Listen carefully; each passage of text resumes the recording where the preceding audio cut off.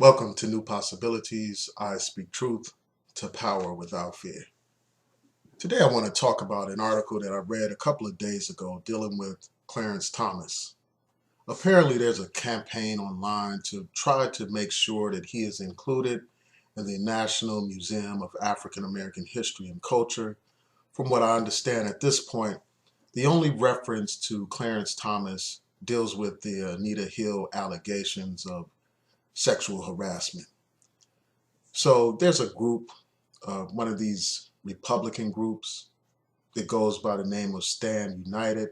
It's led by Angela Morabito, and she's calling for this justice to be added to that museum. And I just wanted to take a few minutes to talk to you about this and just let you know where I stand on this issue. First of all, what we have here is another example of white people having a God complex, feeling like they have the power to define reality for other people.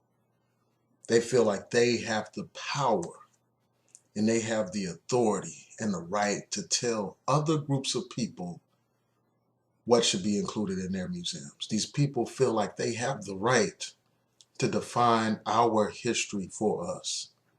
And we know what has happened when we allow the white man to define and shape our history for us. When he does that, we're written out of our own history. They have depicted us as a group of people who have contributed absolutely nothing to human civilization. They show us as a race of savages and illiterates and barbarians, and they essentially present it as if we had no civilization, as if we were living in darkness until we encountered the white man. That's how they present history.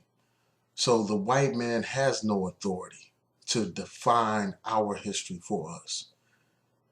Imagine any other group of people allowing that to happen. You wouldn't have it. They wouldn't allow that to happen. Jews wouldn't allow some outsider to tell them who should be included in a Jewish museum. Arabs wouldn't allow some outsider to tell them who should be included in an Arab museum. And Chinese people would not allow some outsider to define who should be included in the Chinese museum. So why should we allow that to happen? These people feel like they have the power to define our history, to define who our leaders are, and to define our culture. Whenever there's a black leader that these people don't respect, don't like, don't agree with, what they do is they try to appoint new black leadership. And they put that leadership on television. They give them access to the radio and television, and they give them a high profile, make them appear to be important, so that people will look to that appointed puppet as a leader. And when we have courageous leaders that speak up on issues, what they do is try to marginalize them, attack them, and discredit them. And what we have here is another example of that. We have another example of some white person, some outsider telling us who should be important in our history. And these people, not only do they try to define our history, they also try to define our culture as well by controlling the radio, the television, the movies, and all that kind of stuff, by presenting stereotypical images of black people. And the clearest example of that would be the music industry. How they present the most thuggish image of the black man. They present the black man as a drug dealer, as a drug user, as a pimp, as a violent gangster. That's the image that they present for the world. They present black people not as black people or as African American, but as niggers to be afraid of. So the whole world sees the black man in America as a nigger, and they see the black woman as a ratchet, as a hoe, as a prostitute, as a stripper. That's the image that they have presented to the world for people to think of when they think about black people. So we have to stop allowing these people to define who we are. Stop allowing these people to even have a say-so in our history. So the next point is this. I don't think Justice Thomas should be in the museum, and I'm going to explain to you why. A museum is a place of honor.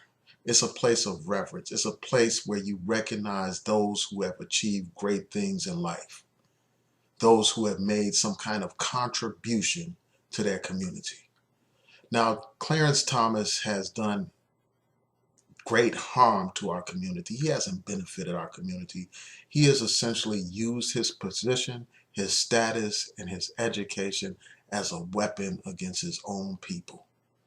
Anytime a case goes before the Supreme Court dealing with the plight of African American people, this man is on the wrong side of the issue.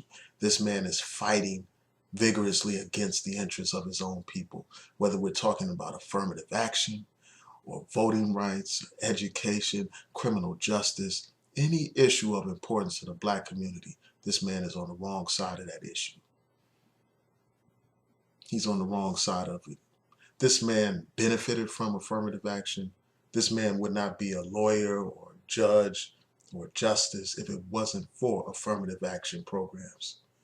But yet this man wants to burn the very bridge that helped him cross over into success.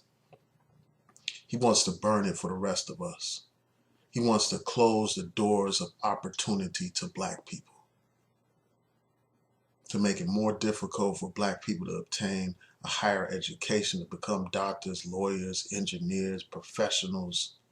Without affirmative action, we would not have a large, substantial black middle class. That would be non-existent. People like me, it would be far more difficult for us to get law degrees and get advanced degrees and all that stuff if there was no affirmative action. But this man openly advocates against affirmative action.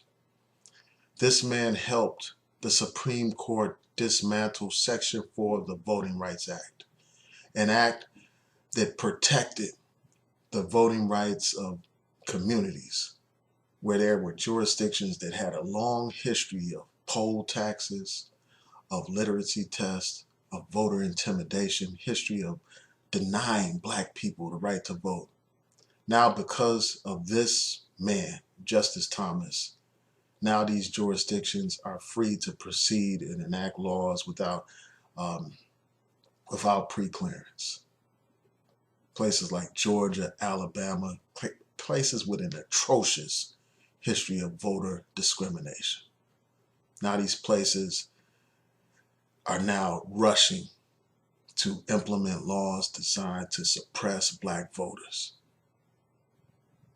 And that wouldn't have been possible if you didn't have Clarence Thomas voting in favor of striking down Section 4 of the Voting Rights Act.